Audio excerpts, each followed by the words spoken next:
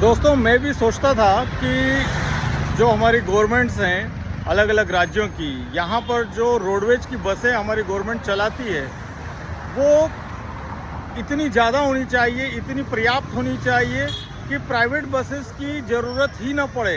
हमारा पूरा जो परिवहन है लॉन्ग डिस्टेंस का वो गवर्नमेंट बसेस से हो जाए और उसमें सुविधाएं भी हमें अच्छी मिले। लेकिन भाई साहब, लगातार ट्रेवल करने के बाद मुझे ये एहसास हुआ है और ये बहुत प्रैक्टिकल होने करने के बाद मैं आपको बता रहा हूँ कि हमारे किसी भी प्रदेश की सरकार, कोई सी भी सरकार, चाहे वो किसी भी प्रदेश की हो, नाम लेने की कोई ज़रूरत नहीं है, नहीं चाहती है कि उनका परिवहन इस लायक और इस काबिल बने कि प्राइवेट बसेस जो है उनका व्यापार ख़त्म हो। आज की तारीख में भाई साहब, चाहे वो कोई सा भी स्टेट हो, कोई सा भी, ठीक है, वहाँ पे प्राइवेट बसेस दिन पर दिन फल फूल रही है। प्राइवेट ऑपरेटर्स रोज़ नई नई वॉल्वो और नई नई महंगी महंगी बसें खरीद रहे हैं। कारण क्या है? क्योंकि उनका बिजनेस चल रहा है। तो उनका बिजनेस क्यों चल रहा है? क्योंकि भाई साहब वो सुविधाएं दे रहे हैं। हाँ, वो पैसा ले रहे हैं, ज़्यादा ले रहे हैं, लेकिन वो सुविधाएं दे रहे हैं। और हमारे देश में ऐसा बहुत बड़ा वर्ग है जो सुविधाएं चाहता है। कौन नहीं चाहता सुविधा? लोग नहीं चाहते कि अच्छी बसों में वो ट्रेवल करें। तो भाई साहब, ये चीज़ आप हमेशा याद रखें कि प्राइवेट ट्रेवल्स का व्यापार या प्राइवेट ट्रेवल्स का जो ऑपरेशन है हमारे देश में दिन पर दिन बढ़ेगा। चाहे कोई भी स्टेट कितनी भी अपनी बसें लॉन्च कर दें, लेकिन प्राइवेट लग्जरी बसेस हमेशा हमारे देश में चलती रहेंगी और हमें आज नहीं तो कल उन्हें स्वीकार करना ही पड़ेगा।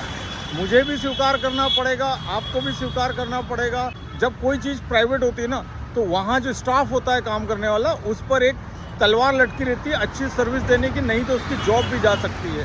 तो भाई साहब, ये जो प्राइवेट ट्रेवल्स है ना, ये सर्विसेज देते हैं, टाइम पर निकलते हैं, टाइम पर पहुँचाते हैं, बसें साफ़ रखते हैं और हर चीज़ इनकी क्वालिटी में होती है। इसीलिए इनकी बसों में लोग बैठते हैं। मैं लाख हज़ारों वीडियो बना दूंगा मैं सरकारी के, लेकिन आप जब अपने परिवार सहित ट्रेवल करेंगे ना, तो आप प्राइवेट बस में ही करेंगे, क्योंकि आप कंफर्ट ढूंढेंगे अपने परिवार के लिए। तो वो कंफर्ट आपको सरकारी बस नहीं दे पाएगी।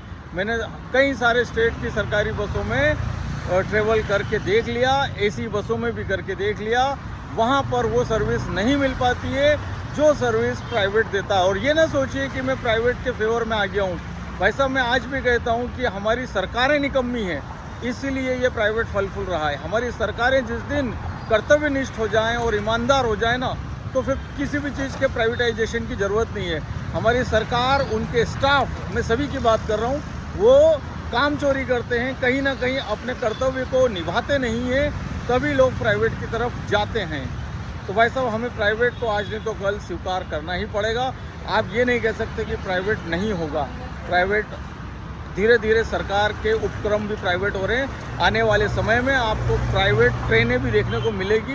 वैसे तेजस ट्रेन प्राइवेट है, ये आप जान लीजिए कि ट्रेनों का प्राइवेटाइजेशन भी शुरू हो चुका है और उसमें सुविधाएं बेहतर मिल रही है। वो महंगा होगा, ये भी मैं आपको बता दूं, वो महंगा होगा, लेकिन आप कुछ नहीं कर सकते, आपको उसे स्वीकार करना पड़ेगा।